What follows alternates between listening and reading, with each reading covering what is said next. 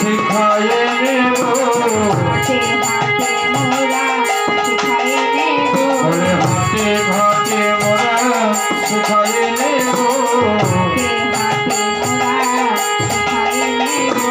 হাতে হাতে মোরা শিখায়ে নেব হাতে ঘাটে মোরা শিখায়ে নেব। এই বলে বড়াই বুড়ি অন্দরমহলে প্রবেশ করল। ঠাকুর রায়, মথুরার হাটে বিক্রি করতে যাবি না? পশরা সজ্জিত করিসনি? বিক্রি আমি কি যে বলো বুড়িমা, আমাকে ঘর থেকে বাইর হতে দেয় না, কালো মেঘ পানে চাইতে দেয় না। আমি কি না মথুরার হাটে বিক্রি করতে যাবো? হ্যাঁ হ্যাঁ তুই যাবি। আমি তোর শাশুড়ি মার কাছ থেকে অনুমতি নিয়ে এসেছি, তুই পশরা সজ্জিত কর। অমনি রাধারানী মনের আনন্দে পশরা সজ্জিত করতে লাগলেন। কুসুম সে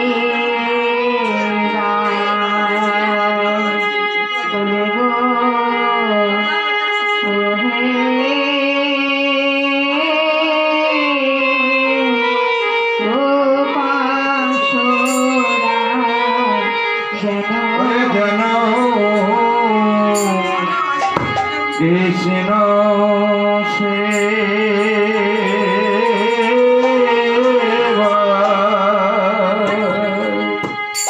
ওরে গো ওরে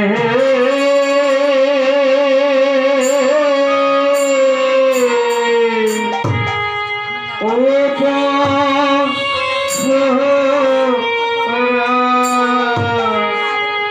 জানো কৃষ্ণ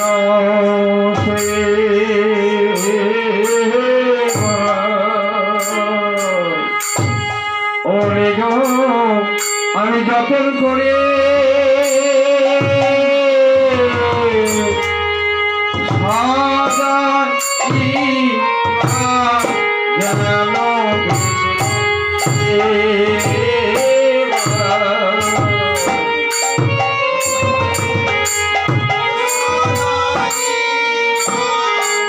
জানো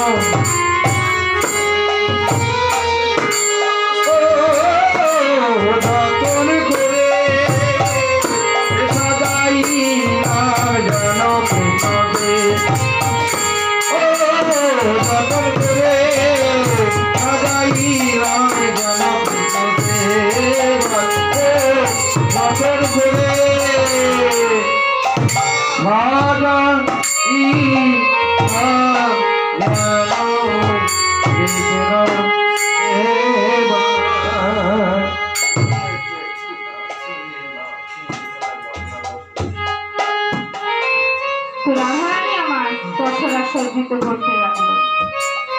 তখন সকল সখীগণ মিলে পশরায় হাত দিয়ে রাধারানীর মাথায় পশরা চাপিয়ে দিচ্ছে।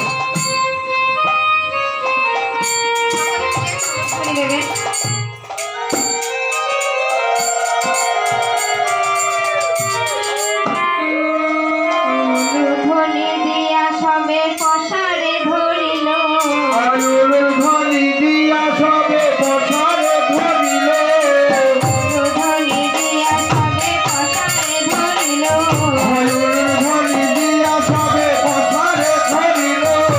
রাই ধনের মাঠে পশার মহারাই ধনের মাঠে পশার পাকাইয়া দিল, রাই ধনের মাঠে পশার পাকাইয়া দিল, মহারাই ধনের মাঠে পশার পাকাইয়া দিল।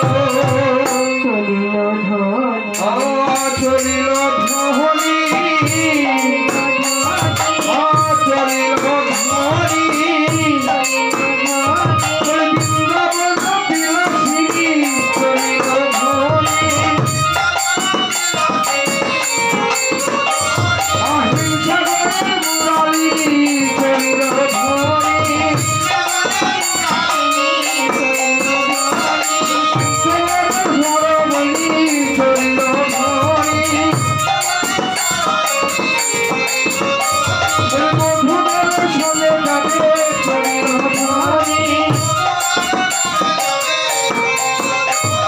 বছর মাথায় দিয়ে বৃন্দাবন বিরাজিয়ে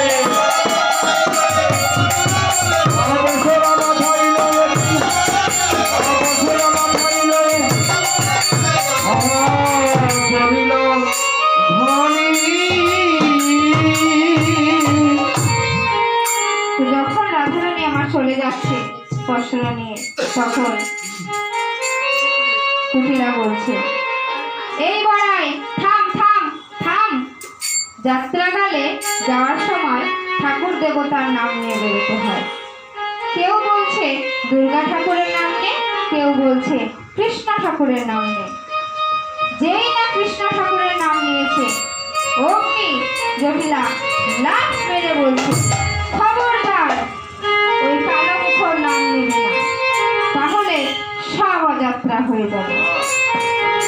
তার থেকে ভালো আমার দাদা শ্যামা মায়ের ভক্ত, তোরা শ্যামা মায়ের নাম নিয়ে চলে যা।